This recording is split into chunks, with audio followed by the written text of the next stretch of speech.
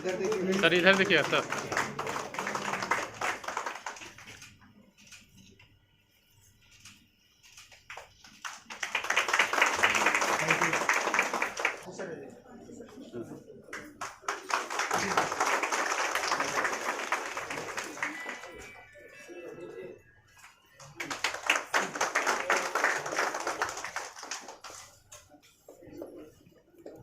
अब मैं डॉक्टर रितिका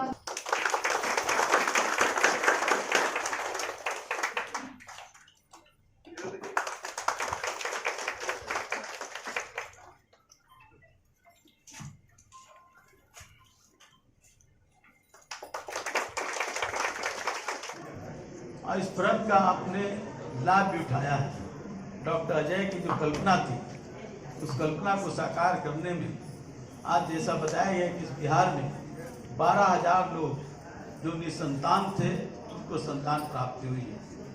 निसंतान क्या आंतरिक दर्द होता है, इस बात को वही महसूस कर सकता है, और उसकी दर्द से आप अलग हट करके उनको एक सुख, एक उनको बात देते हैं जो समाज में स्वच्छंद रूप से अपना विचरण करने का काम कर सकता है। आपने एक बड़ा काम किया है, हम इसके लिए आप सबको बहुत बहुत धन्यवाद देना चाहते हैं, आभार व्यक्त करना चाहते हैं।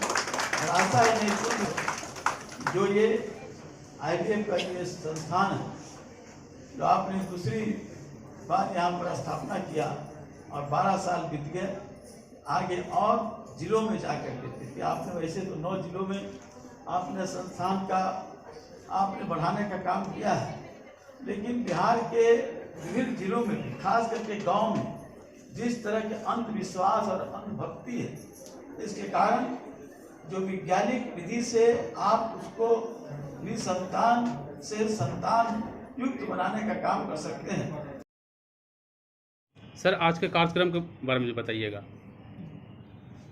सर आज हम लोगों ने इंदिरा IVF का 12वां स्थापना दिवस मनाया, और आज से 12 साल पहले 2 मई 2011 को राजस्थान के उदयपुर जैसे एक छोटे शहर से इंदिरा IVF ने अपनी जर्नी की शुरुआत की थी, और उस जर्नी को आज 12 साल हुआ है, और उस 12 साल में हम लोगों ने लगभग 1.25 लाख 1,25,000 लोगों को मातृत्व का सुख प्रदान किया है। उसके साथ साथ हमारे 116 plus centre all over Bihar में हैं, ऑल ओवर इंडिया में हैं। अगर मैं बात करूं बिहार की, तो हमारे 7 सेंटर के माध्यम से हम लोगों ने 12,000 के आसपास लोगों को निसंतानता से मुक्ति दिलाई है। ये हमारा अभी तक का 12 साल का जर्नी है। सर आप लोग का एक बहुत लंबे से मांग है, आयुष्मान के तहत आप लोग को भी सुविधा मिला जाए। आयुष्मान भारत सरकार का स्कीम है, आप बिहार सरकार से डिमांड करें, कौन कौन से राज्य दिए हैं आयुष्मान से? हेल्थ जो है हमेशा से राज्य का सब्जेक्ट रहा है। डेफिनेटली आयुष्मान भारत सरकार का योजना है, लेकिन मध्य प्रदेश सरकार ने इसको लागू किया है, आयुष्मान भारत के अंतर्गत निसंतानता के इलाज को किया है। एक चीज़ जो समझने वाली बात है, मैं अभी भी जो बता रहा था कि बिहार का पॉपुलेशन 13 करोड़ है, और विश्व स्वास्थ्य संगठन के रिपोर्ट के अनुसार 17.5% लोग निसंतानता से ग्रसित हैं। इसका मतलब है हर एक 6 कपल में से 1 कपल को प्रॉब्लम है और उसको हेल्प चाहिए। 10% लोग जो कि जिनके पास पैसे की प्रॉब्लम नहीं है, या जो किसी तरह से अपना इंतजाम कर सकते हैं, वो लोग तो ट्रीटमेंट ले रहे हैं, लेकिन 90% लोग जो कि जिनके पास पैसे नहीं है, जो पुअर से बिलोंग करते हैं, जो बिलो BPL में आते हैं, वो लोग अपना इलाज इसलिए नहीं करवा पाते हैं क्योंकि पैसे नहीं है। और मेरा मानना है, या हमारे सारे लोगों का, संस्था का मानना है, हमारे चेयरमैन डॉक्टर अजय मोदिया का मानना है कि मातृत्व का जो सुख है, जो माँ बनने का अधिकार सबको है। ये हमारे मौलिक अधिकार में तो नहीं आता है, लेकिन फिर भी मातृत्व का सुख जो आता है वो सबसे बड़ा सुख माना गया है एक फैमिली के लिए।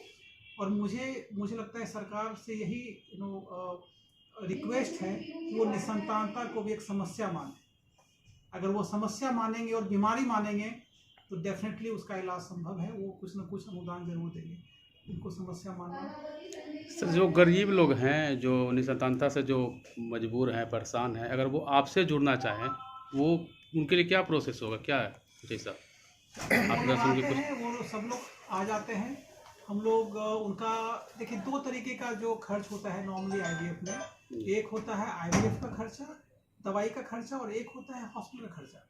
हम लोग दवाई के खर्च को तो कोई भी हॉस्पिटल माफ़ नहीं कर सकता, लेकिन दवाई एक फिक्स जी। या थोड़ा बहुत वेरिएबल होता है। हॉस्पिटल का खर्चा जो है वो हम कुछ पेशेंट का माफ़ कर देते हैं, तो हमारे हॉस्पिटल की तरफ से वही पहल रहता है कि हॉस्पिटल का खर्चा जो भी हम माफ़ करके हमको कुछ उनके भलाई के लिए अगर हम कुछ कर सकते हैं तो कर पाते हैं। डॉक्टर साहब, आप एक बात बताएंगे, यहाँ से बहुत सारी माताएं बन के गई हैं, जब उनकी माता बनने की खुशी आती है, कैसा अनुभूति होता है? थोड़ा सा 2 लाइन बताएं। जब किसी को हम ये सुख देते हैं तो हमें खुद में बहुत सेटिस्फैक्शन होता है, क्योंकि हर डॉक्टर का एक ही मकसद होता है कि उसका पेशेंट ट्रीट हो जाए। और सबसे इम्पॉर्टेंट है इस जब फील्ड में हम हैं तो पेशेंट का क्या होता है, किसी की यूट्रस निकल गया, वो चला गया, आपसे ट्रीटमेंट कराया, खुश हो गया, चला गया। लेकिन इसमें जब बच्चे जो होते हैं तो वो सिर्फ ट्रीटमेंट के बाद ही नहीं, उनका पहला वर्षगांठ, दूसरा वर्षगांठ, हर साल वो आके हमसे मिलते हैं।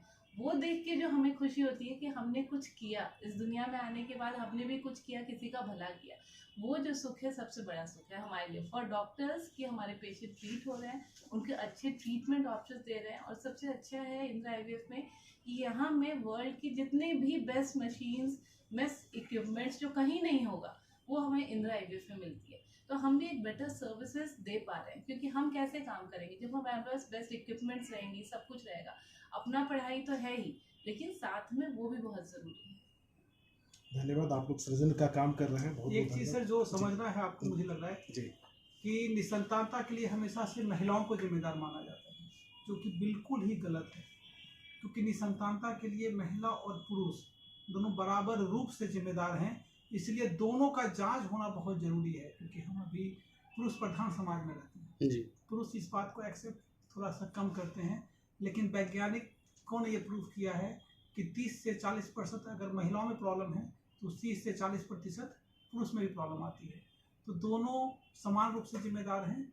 और इस वैज्ञानिक इलाज से जो सबसे बड़ा फायदा हुआ है, लोगों को, महिलाओं को उसका अधिकार मिला है कि लोग जो दूसरी शादी कर लेते थे संतान की प्राप्ति के लिए, वो सब चीज़ें बहुत कम आई हैं। और मुझे लग रहा है कि कोई भी रिलीजन हो, हर एक तरह के लोग यहाँ पे इलाज ले रहे हैं। ये सबसे समझने वाली बात है कि हम ओवरऑल पूरे समाज में जो एक निसंतानता है उसको दूर करना बहुत जरूरी है। धन्यवाद।